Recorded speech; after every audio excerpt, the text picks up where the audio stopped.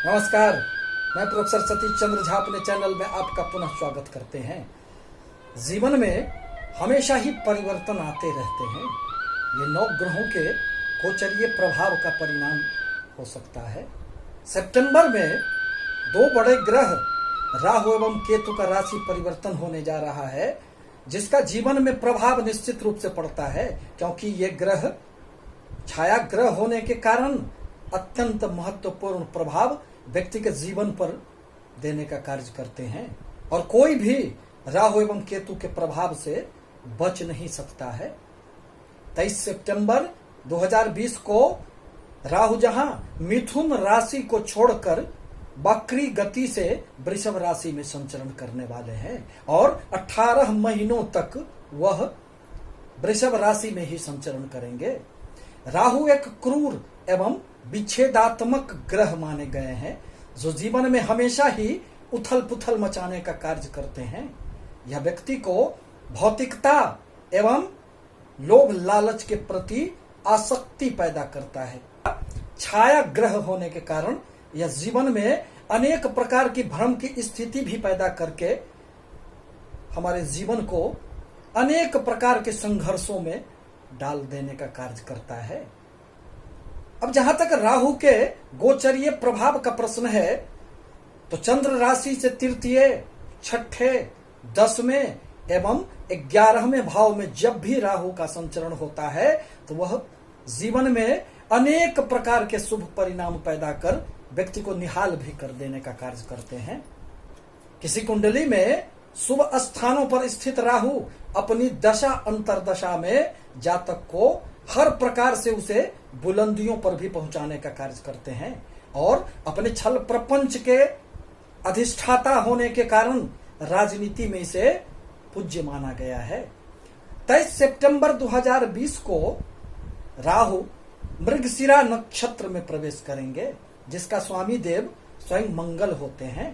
पुनः 27 जनवरी 2021 को उनका नक्षत्र परिवर्तन होगा और वह वृषभ राशि में ही रोहिणी नक्षत्र में प्रवेश कर जाएंगे, जिनके स्वामी चंद्रदेव को माना गया है और अंत में कृतिका नक्षत्र में इनका संचरण होगा, जिसका स्वामी सूर्य को माना गया है। इस प्रकार 18 महीनों की अवधि में यह 3 नक्षत्रों से गुजरते हुए व्यक्ति को अनेक प्रकार के जीवन में उथल पुथल देने का कार्य करने वाले हैं। अब जहां तक वृषभ राशि का प्रश्न है, तो वृषभ राशि के लिए राहु प्रथम भाव अर्थात राशि में ही गोचर करेंगे।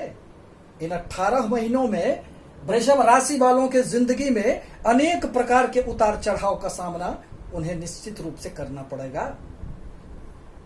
आत्मविश्वास में वृद्धि होंगे, निडरता बढ़ेगा, हर प्रकार के संघर्षों में इस अवधि में उन्हें सफलताएं भी प्राप्त होगी, परंतु कभी कभी मन में एक बेचैनी का भाव उत्पन्न होगा, क्योंकि मन में एक भ्रम की स्थिति पैदा होगी। यह व्यक्ति का लग्न होता है और यहां अगर राहु आकर बैठ जाते हैं तो व्यक्ति में अचानक ही एक द्वंद्व का निर्माण हो जाता है।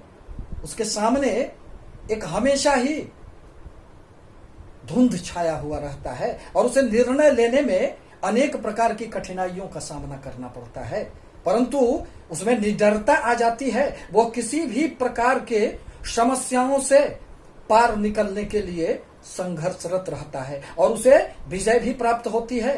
पुनः राहु को देवगुरु बृहस्पति की तरह 3 दृष्टियां प्राप्त है, जिसमें 5वीं दृष्टि आपके बुद्धि, विद्या एवं संतान भाव पर पड़ने के कारण जहां बुध की राशि पड़ रही है, परिणाम स्वरूप इस अवधि में संतानों की उन्नति निश्चित रूप से होंगे।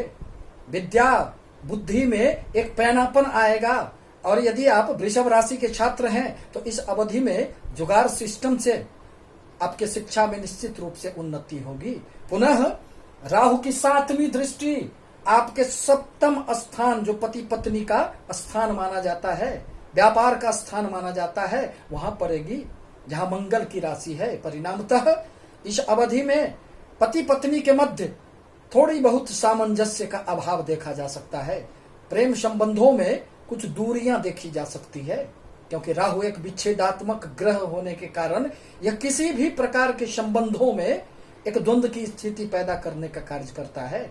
यदि आपकी किसी भी प्रकार के साझेदारी का व्यापार है तो अपने इस अवधि में आपको उस पर ध्यान देना आवश्यक होगा। पुनः राहु की 9वीं दृष्टि आपके भाग्य भाव पर पड़ेंगे, जहां शनि की राशि है, और शनि एवं राहु में मित्रता होने के कारण आपके भाग्य में बहुत अधिक नुकसान राहु देव नहीं देने वाले हैं। अतः इस अवधि में निश्चित रूप से भाग्य में वृद्धि होंगे, यात्राओं का लाभ आपको मिलेगा एवं हर प्रकार के रुके हुए कार्य जीवन में पुनः पटरियों की ओर लौट जाएंगे। अब जहां तक नक्षत्रों का प्रश्न है, तो इन 18 महीनों में राहु के प्रभाववश जब राहु मृगशिरा नक्षत्र में रहेंगे तो उस अवधि में आपके मानसिक तनाव में कुछ वृद्धि होने के संकेत प्राप्त होंगे। दोस्तों के साथ विश्वासघात हो सकता है। आपके कोई एक ऐसे परिचित मित्र होंगे जिस पर आप बहुत अधिक विश्वास कर रहे होंगे, अतः उस पर ध्यान देना आवश्यक होगा, क्योंकि वह इस अवधि में आपके साथ छल प्रपंच भी कर सकते हैं। दाम्पत्य जीवन में भी थोड़ी बहुत समस्याएं एवं खर्च की अधिकता देखी जा सकती है। पुनः जब रोहिणी नक्षत्र में राहु प्रवेश करेंगे, इस अवधि में आपके हर कार्य में सफलता प्राप्त होंगे, क्योंकि चंद्रमा के नक्षत्र में आकर इस अवधि में आपके पराक्रम में वृद्धि होंगे। आपके आकर्षण शक्ति में एक वृद्धि होगी, जिससे आपको समाज में मान सम्मान की प्राप्ति होंगे। छोटे भाई बहनों से भी आपके अच्छे संबंध बनेंगे, यात्राओं का आपको लाभ मिलेगा एवं आपके प्रयासों में अचानक ही वृद्धि होने से जीवन में अनेक प्रकार की इस अवधि में सफलताएं प्राप्त होगी। पुनः राहु कृत्तिका नक्षत्र में आकर आपके जिंदगी में अनेक प्रकार के सुखों का संचार करने वाले होंगे। उस अवधि में भूमि भवन एवं वाहन का लाभ होगा। यदि आप किसी भी प्रकार के जमीन से जुड़े हुए कार्य करने वाले हैं तो आपको उस अवधि में अनेक प्रकार की सफलताएं प्राप्त होगी। जीवन में मान सम्मान मिलेगा। आपके किसी भी प्रकार के व्यापार में उस अवधि में उन्नति दृष्टिगोचर होंगे एवं लाभ की भी संभावनाएं प्राप्त होगी। राहु के किसी भी प्रकार के प्रभावों को अपने पक्ष में करने के लिए राहु के बीज मंत्रों का जाप करना आपके लिए नितांत आवश्यक होगा। एवं स्ट्रीट डॉग को यदि आप रोटी देते हैं, काले कुत्ते को रोटी देने से भी राहु के कुछ प्रभावों में कमियां आएगी। आपसे निवेदन है कि हमारे चैनल को लाइक करें, सब्सक्राइब करें, ताकि मैं अपने विचारों से आपको अवगत कराता रहूं। धन्यवाद।